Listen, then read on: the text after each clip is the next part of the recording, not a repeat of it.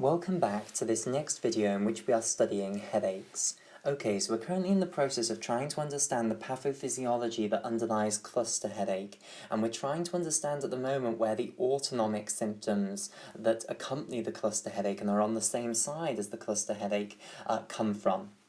So what we've seen so far is where the parasympathetic overactivity is potentially going to come from. We've seen that when you get the hyperactivity on one side of the hypothalamus that triggers the cluster headache, and for an example we're taking the left side of the hypothalamus here, it of course can cause the headache by activating the ipsilateral trigeminocervical complex, in this case the left-sided one, but to cause left-sided, i.e. ipsilateral parasympathetic overactivity, somehow what it must be doing is overactivating these brainstem parasympathetic nuclei that we've studied, namely the Edinger-Westphal nuclei, and overactivating that will cause left-sided meiosis if you activate the left-sided Edinger-Westphal nucleus. And then finally we saw the superior salivatory nuclei, and if you activate the left superior salivatory nucleus, that will cause left-sided lacrimation, left-sided red eye, and left-sided rhinorrhea. I've got rid of the pictures that we drew in the previous video accidentally, and I can't get them back, so I can't point at this point at the superior salivatory nucleus on our section of the pons, but hopefully you can remember where it was. Okay, so if you activate those two ipsilateral parasympathetic nuclei, that will now lead to the parasympathetic overactivity that leads to 4 out of the 5 autonomic symptoms that we've discussed. We now need to discuss how are you going to get sympathetic underactivity, and for this we need to look at some of the anatomy of the sympathetic nervous system, so a bit of background anatomy now.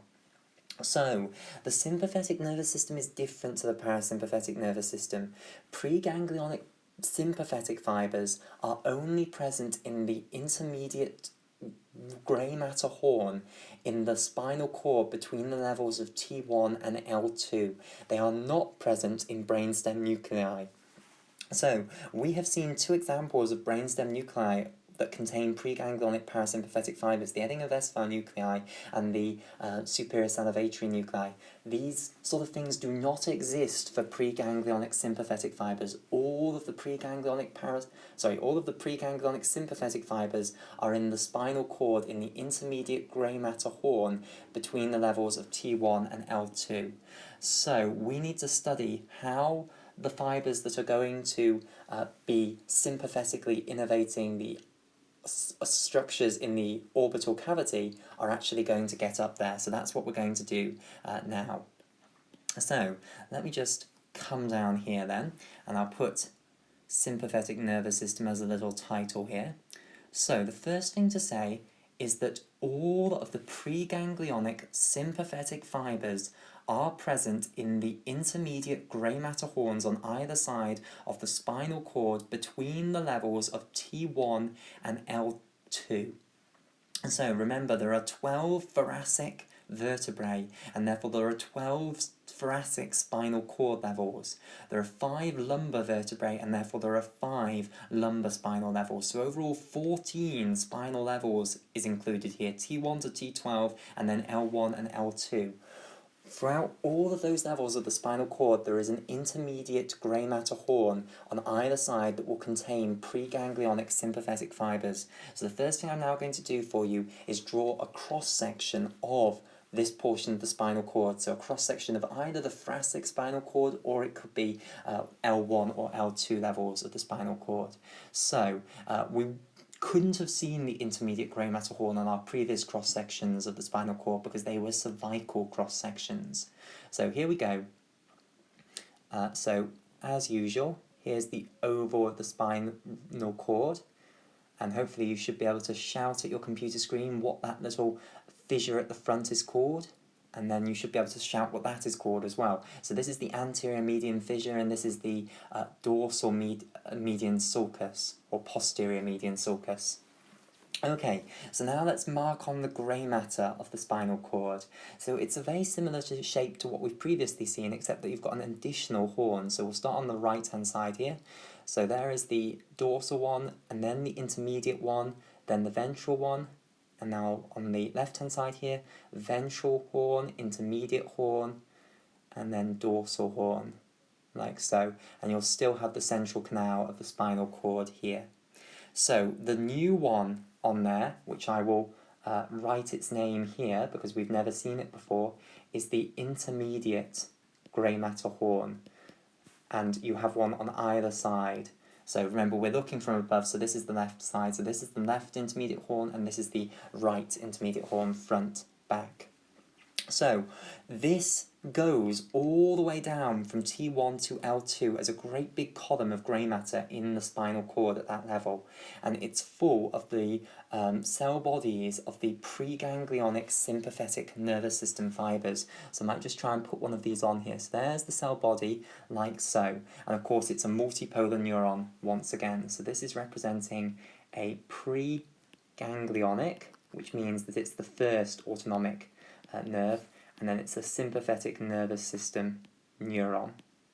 Right, so this preganglionic sympathetic nervous system neuron, it will send its axon out in the ventral root of the spinal cord at the different levels. So of course you've got loads of different levels in these 14 different levels here. At each one of the spinal levels, you're going to have a pair of mixed spinal nerves coming off either side, and each of the dorsal horns on either side will be giving off fibres into the ventral root that will make that mixed spinal nerve. So we can imagine we're going to look at one of these levels. So we could look at, if you like, the T1 level, the first thoracic level, and we're now going to see the ventral root and the dorsal root on this right-hand side coming off to make the first thoracic mixed spinal nerve on the right-hand side here.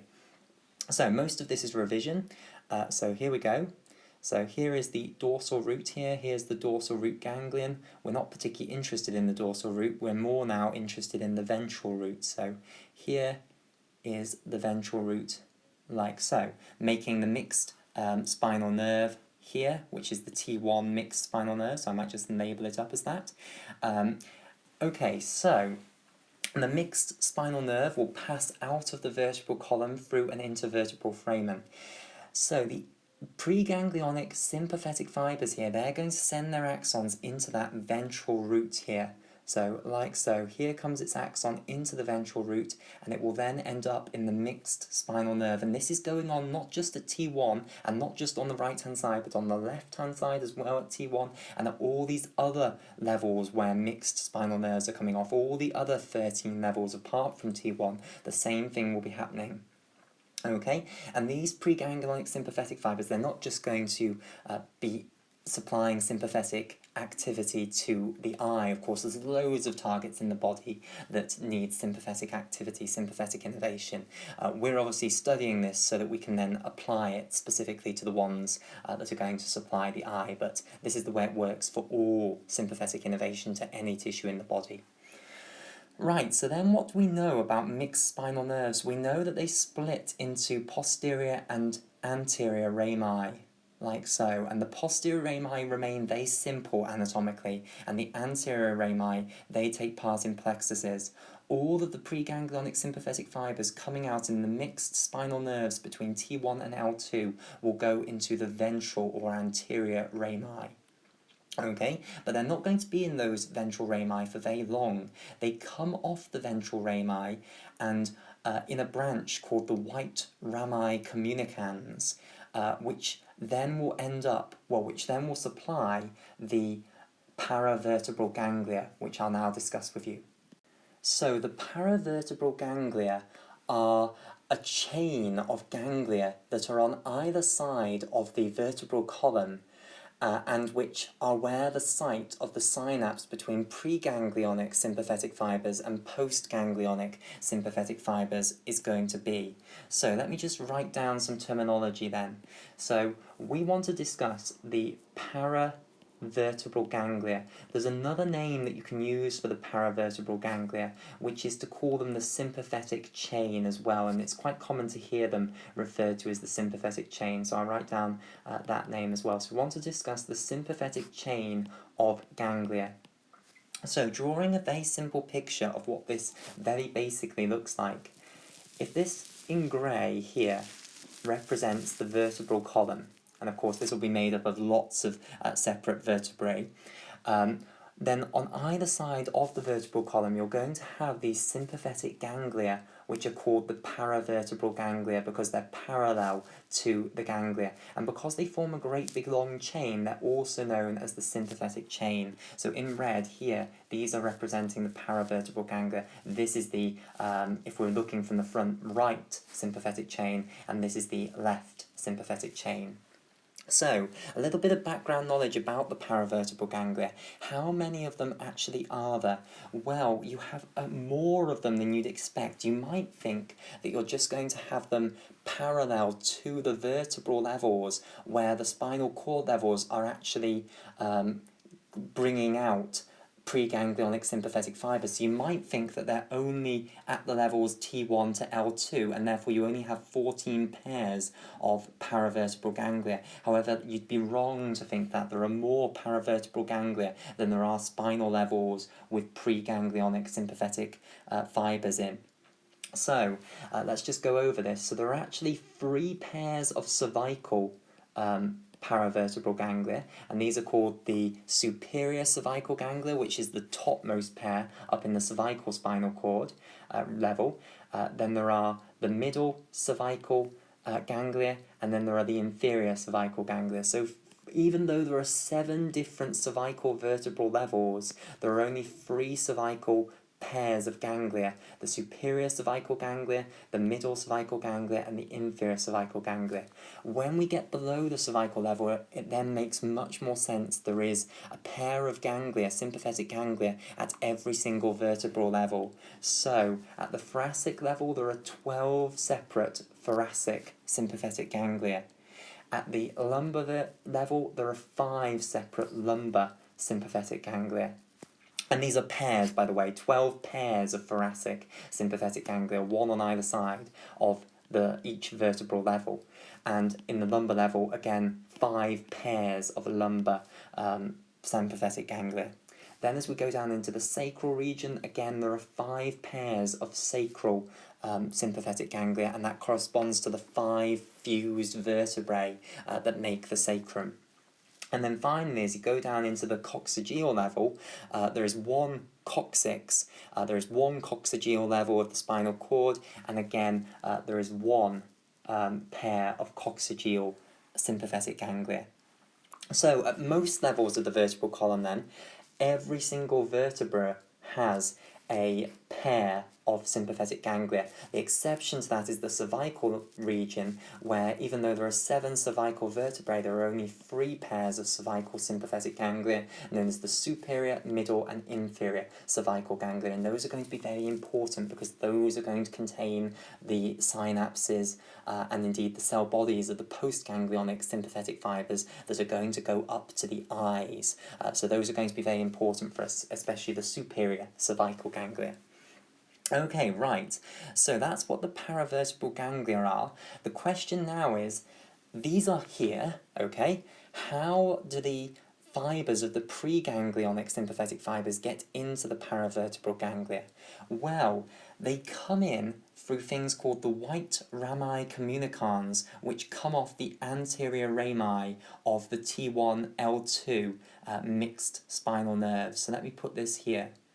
So here we go. Here is the white rami communicans, and then the anterior rami continues on, and it's going to come now into what I'll draw in red here, which is the paravertebral ganglion. And this is the right T1 level paravertebral ganglion. So just writing a little bit of the terminology down, that little communicating branch of the anterior ramus, that is called the white rami communicans. You can also call it communicantes. So you can either be short or you can be long. You can call it the white rami communicantes. That is a very long name, or you can get rid of the TS and just call it the white rami communicans. They're both perfectly usable names. So, the reason it's called the white rami communicans is because it is white, and the reason for that is that these ganglionic sympathetic fibres are myelinated, and myelin is white, so this appears white. Now the postganglionic sympathetic fibres are not going to be myelinated, and then when their fibres are coming back onto nerves, those are called grey rami communicans because they appear grey because of the lack of myelin. Okay, right. So, at the vertebral levels T1 to L2, there are obviously pairs of paravertebral ganglia at all of those levels. Here is a T1 paravertebral ganglion on the right-hand side here. So, all of the anterior rami of the mixed spinal nerves between the levels T1 and L2 will give off a rami communicans, a white rami communicantase, to the ipsilateral paravertebral ganglion, and this will contain all of the fibres of the preganglionic sympathetic nervous system that came out in that anterior ramus here. Okay, so this picture, you can reciprocate it or copy it, reflect it on the left-hand side here, and it will be the same for all the levels T1 to L2. So all of the preganglionic sympathetic fibres are going to go down this white rami communicantase into the sympathetic chain. Now, there's something that I haven't told you about the sympathetic chain that you need to know, because at this stage, what are you thinking? Okay, you're thinking this is very simple. All of the intermediate horns here are going to give their preganglionic sympathetic fibres into the corresponding sympathetic ganglion here. That's very simple. So for instance, the right T1 intermediate horn is giving its fibres to the right T1 paravertebral ganglion here. But now, look at how many more paravertebral ganglia there are. There are loads that would then not have any preganglionic sympathetic fibres going into them. Only the 12 thoracic ones and the 2 lumbar ones would have preganglionic sympathetic fibres going into them, so the others would be totally useless. So how does this work? Well, there is another feature of the sympathetic chains that I haven't actually told you about yet, which really does make them chains, and that's the fact that they're all connected together. So between all of these sympathetic ganglia, there are connections with axons running between them, and this is why they really are chains of ganglia, because they're all connected to one another. And this means that when a preganglionic sympathetic fibre comes out of the T1L2 level and goes into its ipsilateral paravertebral chain here, it doesn't actually have to synapse in the paravertebral ganglion that is closest to it. So this one here, this is a preganglionic sympathetic fibre in the right intermediate horn of the T1 level of the spinal cord. It's come out in the ventral root here of T1. It's in the T1 mixed spinal nerve. It's in the anterior ramus of T1 on the right-hand side. It's now gone into the right sympathetic chain. It doesn't have to synapse here, even though I've drawn it having its axon terminal here. It can now go up or down in the sympathetic chain. It can ascend up to, the topmost cervical ganglion if it wants. It can go right up to the right superior cervical ganglion, and then in the right superior sympathetic ganglion, it can then synapse on its post-ganglionic fibre if it wants. So this is why all of the paravertebral ganglion in one of the paravertebral ganglion chains do actually have preganglionic sympathetic fibres coming into them. Okay, so this could ascend or descend in the sympathetic chain, but for the basis of having a picture, let's just have it synapsing onto the postganglionic fibre here. So it can ascend or descend, and then in one of the paravertebral ganglia on the same side as it came in on, it will synapse onto a postganglionic sympathetic fibre. And here is this postganglionic sympathetic fibre's axons here. So this is a postganglionic. And sorry if I said parasympathetic, I meant sympathetic nervous system fibre. So this is a postganglionic sympathetic nervous system fibre, or postganglionic sympathetic nervous system neuron. Okay, so here comes its axon now. Now, I just want to complete up the story of the grey rami communicantase, and then we'll specifically go on to looking at the sympathetic innervation of the orbit.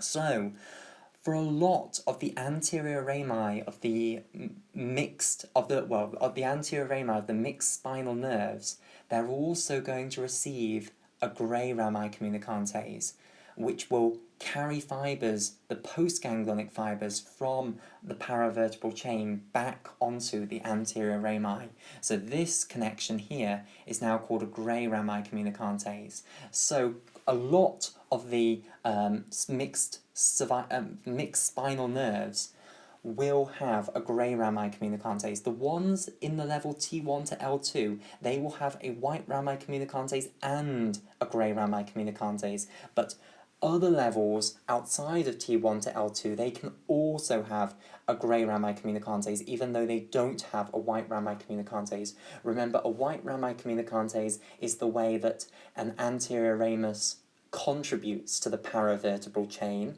whereas a grey rami communicantase, that's how it receives postganglionic sympathetic fibres from the paravertebral chain. And remember, the reason it's grey rather than white is because it contains the fibres, the axons of the postganglionic sympathetic fibres that are not myelinated anymore. So this is a grey rami communicans. So a lot of the spinal levels will be receiving grey rami communicantase from their corresponding paravertebral ganglion, is my final message here. Before we now move on to the good stuff, we want to now discuss how is sympathetic innervation to the orbit actually going to get up to the orbit. So, as I have shown you, we can have preganglionic sympathetic fibres in the intermediate horns on either side, on the left and the right hand side, between the levels of T1 and L2 of the spinal cord.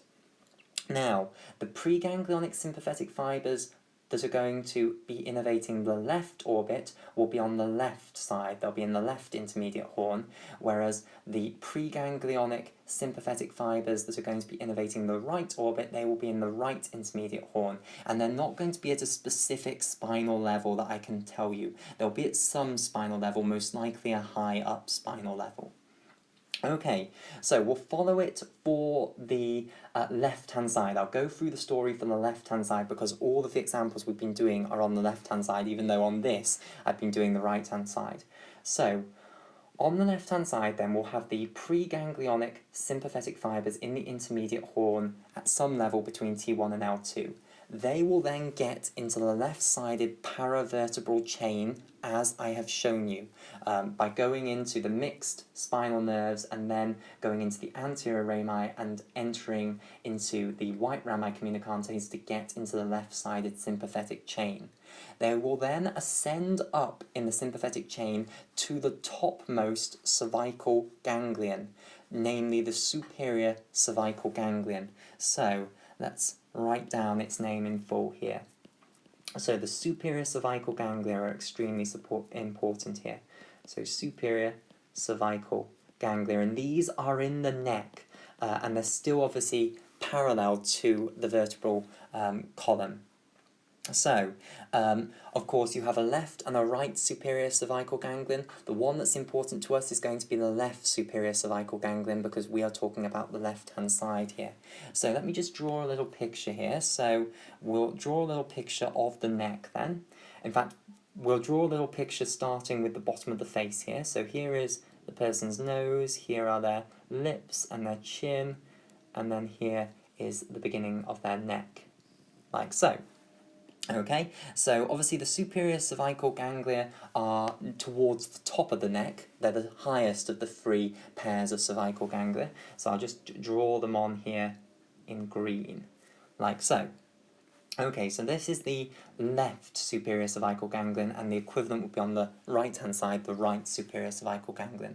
So the preganglionic sympathetic fibres, they'll ascend up in the left-sided paravertebral chain, like so, and in the superior cervical ganglion, they're then going to synapse onto the second-order neurons, and this is very difficult to show here, but here's the second-order neuron, which is the postganglionic sympathetic fibre, which again is a multipolar neuron.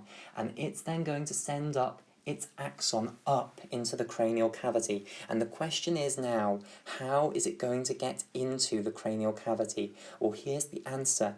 It actually hitchhikes a ride on the internal carotid artery. So remember when we discussed the internal carotid artery?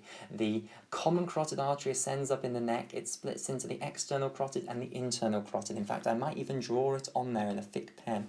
So here is the common carotid ascending up, and then it splits into the external carotid and the internal carotid. The external carotid goes forward, the internal carotid goes backwards. Okay, and then we know the internal carotid goes into the infratemporal fossa and then goes through, in this case, we're talking about the left internal carotid, so it will go through the left carotid canal, will end up in the left part of the middle cranial fossa, and we then know the path that the internal carotid follows. We studied that in detail. It goes into the cavernous sinus, goes up through the roof of the cavernous sinus, and then loops back on itself. Now, these postganglionic sympathetic fibres that are coming out of the superior cervical ganglion here, they're going to join the internal carotid artery. They're going to be in the walls of the internal carotid artery. They will hitchhike a ride on the internal carotid artery. So they'll just be in the walls of the internal carotid artery all over it, forming a plexus effectively, a very complicated mass. It doesn't and this is an important thing to understand, it doesn't form something that's simple to look at. You might imagine that all of them that are coming up to the orbital cavity up here on the left-hand side would all join together and form a nice nerve that would run in the wall of the internal carotid artery. It's not like that. They form a horrendously complicated array with all of them sort of running separately and forming a great spider's web meshwork on the surface of the internal carotid artery. So the internal carotid artery is covered with these postganglionic sympathetic fibres that are going up to the orbit that are hitchhiking a ride with it. So as it goes up into the middle cranial fossa and through the cavernous sinus, it will still have these hitching a ride. Then it will penetrate out of the roof of the cavernous sinus, remember, it will go through the meningeal duromater, through the arachnoid mater, into the subarachnoid space, and then where is it? Well, this picture is going to be useful here. Remember, after it's penetrated into the subarachnoid space, what does it do? It folds back on itself. It goes over the cavernous sinus. And I'll just put this here, like so. So it goes over the cavernous sinus. So in red here, this is the internal carotid artery, and you can see it there. It's just medial to where I have drawn on the oculomotor nerve, which will pass in the wall, obviously, of the cavernous sinus. We've said that the oculomotor nerves, remember, they run in the subarachnoid space, but actually in the wall of the cavernous sinus, in that roof of the cavernous sinus made of meningeal duromater and arachnoid mater, and the internal carotid artery is then looping backwards over the roof of the cavernous sinus in this position here. So now what's going to happen is the sympathetic fibres, the postganglionic sympathetic fibres that are on the internal carotid artery, they are going to move onto the oculomotor nerve, and then the oculomotor nerve goes into the orbit, and this is how they're actually going to get into the orbit, by now hitching a ride with the oculomotor nerve. So let me summarise what we have seen so far. So, after the superior cervical ganglion, we'll go from that. So here is our postganglionic sympathetic fibre. It will send its axon to move in the wall of the internal carotid artery on the left-hand side here. That will then take it up into the middle cranial fossa, and then when the internal carotid artery is moving very near to where the oculomotor nerve on the left-hand side is, that will be the point that these axons move from the internal carotid artery to the oculomotor nerve, and then they will enter the orbital cavity through the oculomotor nerve. Okay?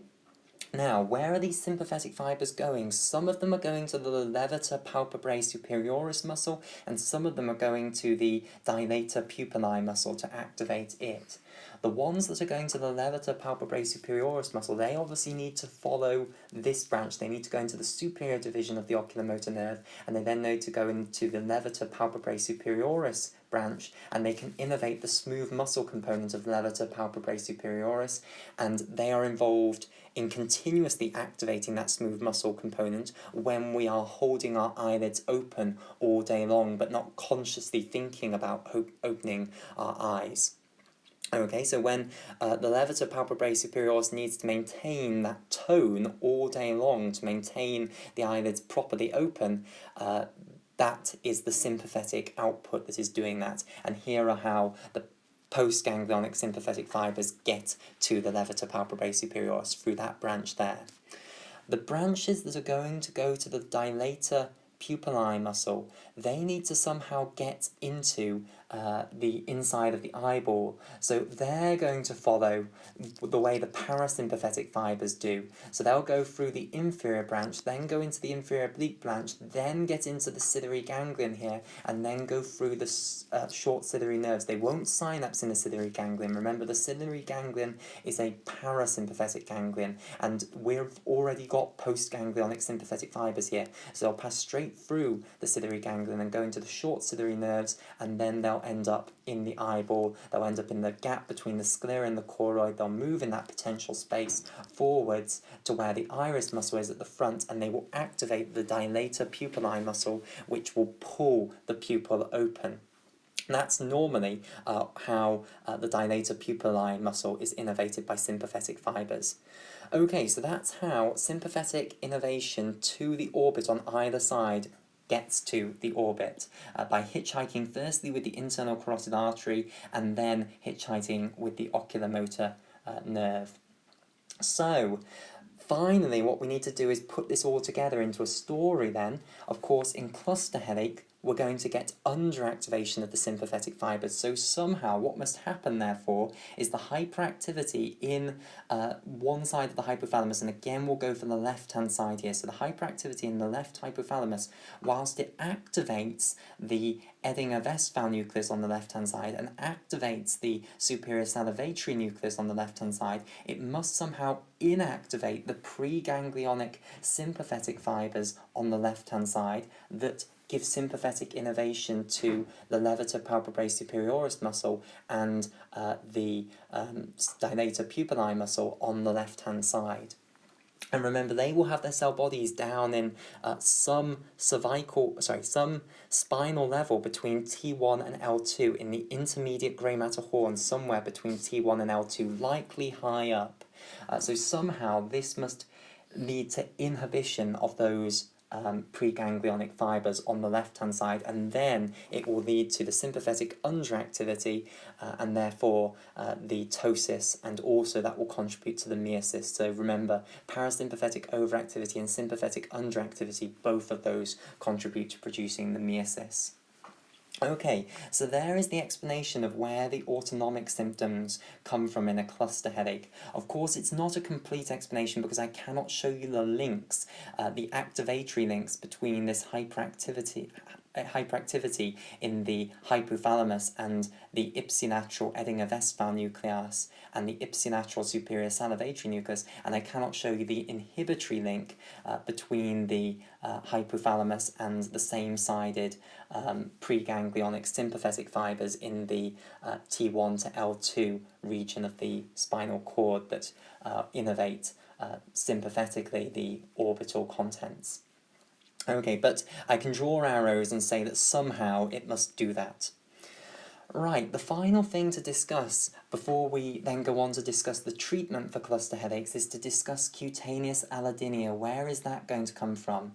Well, again, this is speculative, but remember when we were discussing migraine headache, we also had a problem like this, where the primary nociceptive afferents from the meninges were activating the second-order neurons in the trigeminocervical complex that were also innervated by peripheral primary nociceptive afferents, and that it was leading overall to the sensitization of those second-order neurons that now meant that even the peripheral primary nociceptive afferents were more effective at activating those second-order neurons.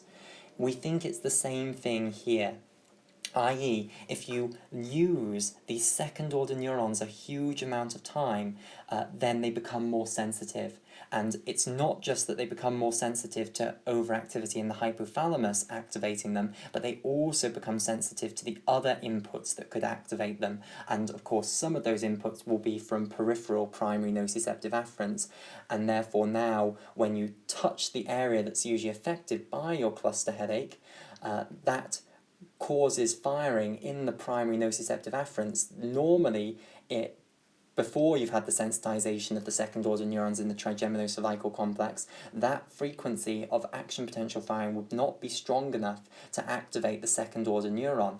However, now that the second order neuron is sensitized to the neurotransmitter that the primary neuron is going to release onto it, it will now be enough to cause the second order neuron to fire lots of action potentials and therefore will trigger pain. That's the best explanation I can give you as to why you will get cutaneous allodynia in the region of the head that is actually normally affected by cluster headaches. And of course, this will require you to have a lot of cluster headaches, but as we've discussed, the way that it goes in clusters, it means that you're going to be getting them every day, if not more than once a day. So it is likely that you're going to be having enough of these to actually get sensitization of the second order neurons in the trigeminocervical complex, leading to cutaneous allodynia. Okay, so we'll have a break here. We've now finished our discussion of the pathophysiology of cluster headaches. In the next video, we'll move on to discuss treatment of cluster headaches, and again, we'll split it into abortive and preventative.